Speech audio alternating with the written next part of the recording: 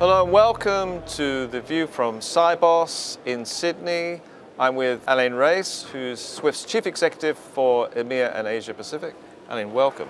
Thanks for having me. It's a big time for the payments industry, isn't it? I mean, we're seeing disruption from all kinds of places. We're seeing the Eurosystem particularly remake its infrastructure. But what other disruptors are there and drivers of change in the European payments industry? Well, I'd like to say first that actually the good news is that no, my friends and family are no longer saying I'm in a boring job. Actually, it's actually good news. Yeah. But yes, you're right. Actually, there are many sort of drivers for this changing landscape, and clearly regulation is one of them, especially when it comes to Europe. You've heard about the PSD2 regulation that is really pushing the bank and forcing the bank to go to open banking. I think technology is also a major driver, whether it's about APIs, which is a response also to open banking, whether it's about DLT. We'll see whether that technology is gonna move. But technology really permits the smartphone.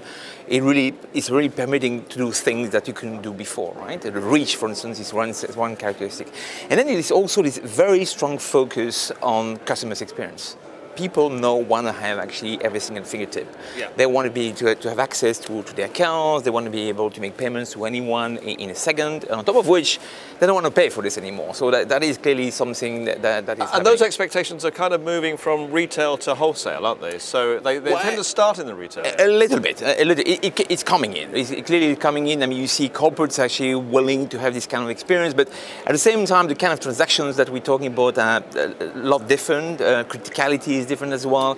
They also link to many other types of business. So when it comes to trade finance, for instance, yes, you have payments, but underneath you have movement of goods from one continent to another one. So all of that needs to be connected together. But especially in that context, and we've been talking a lot about trade finance here at Sibos, you see actually that there as well, people want to have another experience. When you you ship a container from one place to another one, and you pay for this and all that, you want actually to be able to tracking this, for instance. Okay, so I'm a bank, and you've told me everything I'm facing.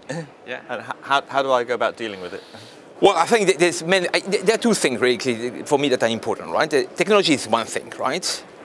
Then you have also to have the mindset. I mean, I think we said it also this. Which is probably more important. Much more important. The soft things, right? Is making sure that you have the right people. Agility is much important. Innovation, curiosity. Technology, can change one day another one. You can move today API, tomorrow you move to DLT. But I think the mindset is very much important. Then on top of which, and it's also a thing that we've done through our GPI initiative, for instance, you have the processes behind, right? It's one thing that you bring technology and people and all that. It's another thing to changing what you used to do as far as processes are concerned for the last 25 years. And that is a bit of the trick nowadays in the industry, is that people tend to simply use another technology but keep the processes. And they believe in doing so, it'll be a lot smarter. And that's a bit of a change needed to bring in the industry. But of course there are customers who want to use the old methods as well. So you've got to try and keep those people happy as well as the people who want to go down the new routes. Yeah, reality is that I think everyone wants to move on. And obviously, I mean, you have the big countries in the room. I mean, the China, India, all of the corporates of those world. They're going straight to the new world. They're pushing, right? And on top of which, and they're driving, a huge part of the international trade as well. So they're very much pushing.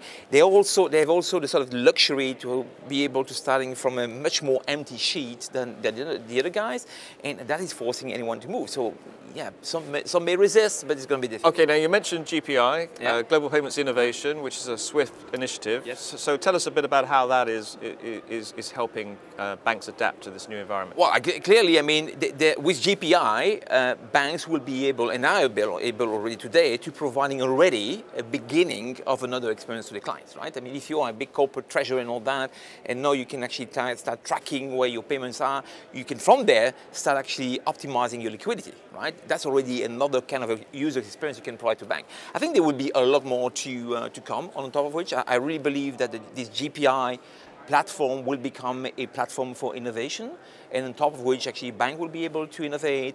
We may also link this through APIs to other platforms as well and create sort of a different ecosystem where a lot more innovation will be happening. Okay. What other things can Swift bring to this table to help the banking industry? Well, I mean, the traditional things that the SWIFT does. Standardization remains, resilience remains, all that.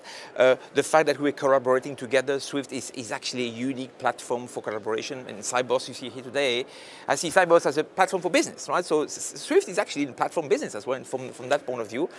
I think also there is one thing we shouldn't forget, right? Is that the more the world becomes interconnected, the more somewhere dangerous it becomes as well. And I am talking about the cyber threats, which is now really on top of everybody's agenda. It used to be number 8 in the past, now it's number 2 or 3 from the World Economic Forum. And you know, it's an important factor, right? Because you know, banking still relies very much on trust. You don't have cyber, you don't have the real security, you actually destroy your trust. And then you have new guys coming in which don't really provide the right level of trust. If banking is losing this, then we'll be living in another world. Alain, thank you very much for sharing your ideas. Have a great Sibos. Thank you. Thank you.